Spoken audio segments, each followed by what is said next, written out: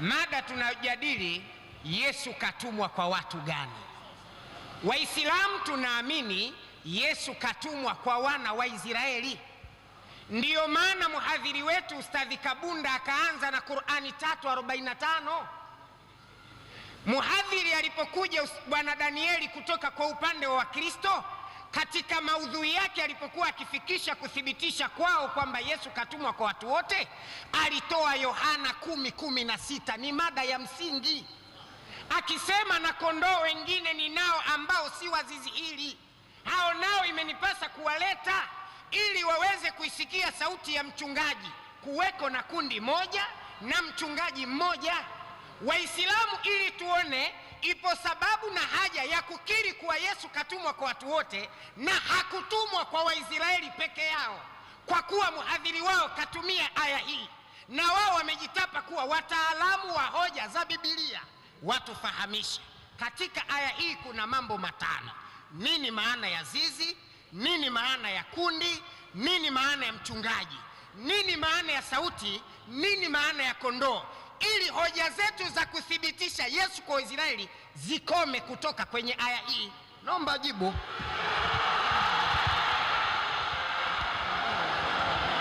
Kwa nafasi naomba usimamishe muhadhiri ili aweze kujibu swali hilo. Mwinjilisti Festo ili aje amsaidie muuliza swali. Wakristo, haleluya. Amen. Haleluya. Raha sio raha. Raha. Yaani nashangaa Waislamu wanashangilia hata wajua anachouliza ni kitu gani. Sasa ni matatizo haya. Na kwa sababu Bwana Sura alisema kwamba Wakristo ndio wenye elimu mpaka chuo kikuu, akahitaji kuelimishwa. Kwanza akasema nataka nijue nini maana ya kundi. Hasa maana ya kundi Yesu atafafanua mwenyewe. Msomaji. Nipo 18:20 Mathayo. 18:20 maana ya kundi. Mathayo 18:20 hiyo ya kwanza. Nini maana ya kundi? Mathayo 18:20. Naam. Nitasoma katika jina la Yesu. Ubarikiwe sana. Kwa kuwa walipo wawili. Sasa sikiliza, Yesu anafafanua maana ya kundi. Anasema kwa kuwa walipo wawili, watatu wamekusanyika kwa jina langu, au watatu wamekusanyika kwa jina la Yesu, nami Yesu nipo papo hapo katikati yao. Nipo papo hapo katikati yao. Hasa maana ya kundi ni mkusanyiko wa watu waliokusanyika kwa jina la Yesu. Hiyo ndio maana ya kundi. Wakristo, haleluya. Amen. Haleluya. Amen. Akauliza la pili, nini maana ya kondoo na nini maana ya mchungaji? Yesu anasemaje? Msomaji. 10:11 Yohana. 10:11 Yohana. Huko nikasoma katika jina la Yesu. Ubarikiwe sana. Yani 10:11 Yohana Mtakatifu. Nini maana ya kondoo na nini maana ya mchungaji? Yesu anasemaje? Mimi ndimi mchungaji mwema. Yesu anasema mimi, yani kinyume cha mchungaji mwema, manake mchungaji mwovu au mchungaji mbaya. Yesu anasema mimi ndimi mchungaji mwema. Mimi ndimi mchungaji mwema. Mchungaji mwema hutoa uhai wake kwa ajili ya kondoo. Mchungaji mwema ambaye ni Yesu anasema anautoa uhai wake kwa ajili ya kondoo. Mtu wa mshahara wala si mchungaji. Mtu wa mshahara wala sio mchungaji. Kwa sababu gani? Ambaye kondoo si mali yake. Ambaye kondoo sio mali yake. Humwona mbwa mwitu anakuja. Akimwona mbwa mwitu anakuja, akawaacha kondoo na kukimbia. Anawaacha kondoo na kukimbia. Na mbwa mwitu wakamata na kuwatawanya. Na mbwa mwitu anawakamata na kuwatawanya. Hasa mchungaji manake ni mtu anayechunga kondoo, na kondoo manake ni watakatifu, watu waliotakaswa, watakatifu wa Mungu. Hiyo ndio maana ya kondoo. Wakristo, haleluya. Amen. Kwa sababu jamaa alitaka elimu, akasema mimi jamani sijui, naomba mnisaidie. Kwa tunakusaidia sasa kwamba mchungaji ni mtu anayechunga wanyama kama kondoo. Kondoo manake ni mtu mtakatifu wa Mungu aliyetakaswa kwa damu ya Yesu Kristo msalabani. Huyo ndio kondoo. Hiyo ndio maana halisi. Wakristo, haleluya. Amen. Haleluya. Amen. Ndio maana Bwana Yesu akasema mimi ndimi mchungaji mwema. Kwa hiyo mchungaji mwema duniani ni huyu, ni mmoja tu ambaye ni Yesu Kristo. Wachungaji wote kinyume na Yesu maana yake ni wachungaji waovu, wachungaji wa mshahara.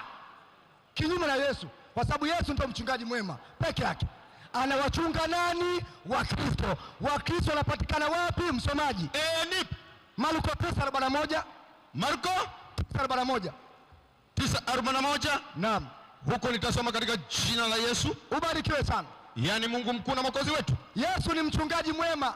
Hasa anawachunga akina nani? Yesu mwenyewe atafafanua. Marko 9:41. Kwa kuwa yeyote atakayenywesha ninyi kikombe cha maji. Yesu anasema kwa kuwa yeyote atakayewanywesha ninyi kikombe cha maji, kwa kuwa ninyi ni watu wa Kristo. Kwa kuwa ninyi ni watu wa Kristo. Kwa kuwa ninyi ni watu wa Kristo. Amini nawaambia, hatakosa thawabu yake. Wa Kristo, haleluya. Haleluya. Amen. Akauliza habari ya sauti. Akasema sauti ni kitu gani?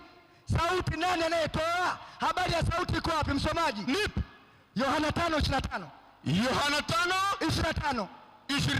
Yaani leo ndo tunamaliza kabisa, Uislamu ndo unakufa leo. 25:25 Yohana 5:25. Naam, Waislamu takbiri. Wote 10 washakufa wote. Soma hiyo. 5:25. Amini nawaambia. Naam. Saa inakuja. Yesu anasema amini nawaambia. Saa inakuja, na saa ipo, na hiyo saa ipo, wafu watakapoisikia sauti ya mwana wa Mungu. Hebu rudia tena hapo. Amini nawaambia. Saa inakuja na saa ipo. Yaani saa inakuja na saa ipo. Watu watakapoisikia sauti ya mwana wa Mungu. Yaani waliokufa watakapoisikia sauti ya mwana wa Mungu. Na wale waisikiao watakaposikia sauti hiyo watakuwa hai. Watakuwa hai ambao ni Wakristo. Wakristo, haleluya. Amen. Mariza. Pana utamu mwingi sana. Maana kama vile Baba alivyo na uzima nafsini mwake. Kama vile Baba alivyo na uzima nafsini mwake. Vivyo hivyo alimpa na mwana kuwa na uzima nafsini mwake. Vivyo hivyo alimpa na mwana kuwa na uzima nafsini mwake. Twende. Naye akampa amri ya kufanya hukumu. Naye Baba akampa mwana amri ya kufanya hukumu. Kwa sababu ni mwana wa Adamu. Kwa sababu ni mwana wa Adamu. Twende. Msistaajabie maneno hayo. Kwa maana saa yaja ambayo watu wote waliomo makaburini. Na Muhammad yuko kaburini. Wataisikia sauti yake. Wataisikia sauti ya mwana wa Mungu. Nao watatoka wale waliofanya mema kwa ufufuo wa uzima. Yaani Yesu atawatoa waliofanya mema kwa ufufuo wa uzima, na waovu na wale waliotenda mabaya kwa ufufuo wa hukumu. Wakristo, haleluya. Amen. Haleluya. Ndio maana mimi sitaki kumwacha Yesu hata siku moja. Yohana 10:16. Na kondoo wengine ninao. Yesu anasema na kondoo wengine ninao ambao si wa zizi hili, na hao nao imenipasa kuwaleta. Na sauti yangu wataisikia. Yaani sauti hiyo ni ya Yesu, sio ya mtu mwingine. Sauti ni ya Yesu, ataisikia. Kisha baadaye sasa kutakuwa na kundi moja. Baadaye kutakuwa na kundi moja na mchungaji mmoja. Na mchungaji mmoja ambaye ni Yesu mwenyewe. Kwa kutakuwa na kundi moja na mchungaji mmoja. Baadaye Yesu akizungumzia, maana yake ni nyakati za mwisho. Kutakuwa na kundi moja na mchungaji mmoja. Wakristo wote duniani tunakuwa kundi moja na mchungaji wetu ni huyu, ni mmoja. Petro wa kwanza 2:8. Petro wa kwanza 2:8. Naam. Biblia takatifu inasema. Naam.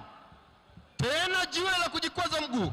Aliuliza, anataka kujua maana ya zizi.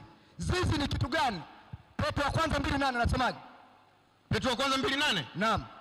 Tena jiwe la kujikwaza mguu na mwamba wa kuangusha. Ndio. Kwa maana hujikwaza kwa neno lile wasiloliamini. Ndio. Nao waliwekwa kusudi wapate hayo. Ndio. Bali ninyi ni mzao mteule, ukuhani wa kifalme. Bali sisi wa Kristo ni mzao mteule. Ukuhani wa kifalme. Taifa takatifu. Kwa hiyo sisi wa Kristo dunia nzima tunaitwa taifa takatifu kwa maana ya zizi hili moja na mchungaji mmoja. Nyinyi mmekuwa taifa utakatifu, ukuhani wa kifalme, watu wa miliki yake Mungu. Hiyo ndio maana halisi ya Yesu. Kwa Yesu aliposema zizi moja na mchungaji mmoja, maana yake taifa moja ambaye ni Wakristo wote duniani, na mchungaji wetu ni mmoja dunia nzima ambaye ni Bwana wetu Yesu Kristo mwenyewe. Wakristo, haleluya. Amen. Haleluya. Amen. Naam, mwenyekiti, naomba niishie hapa, nishamsaidia vya kutosha sana.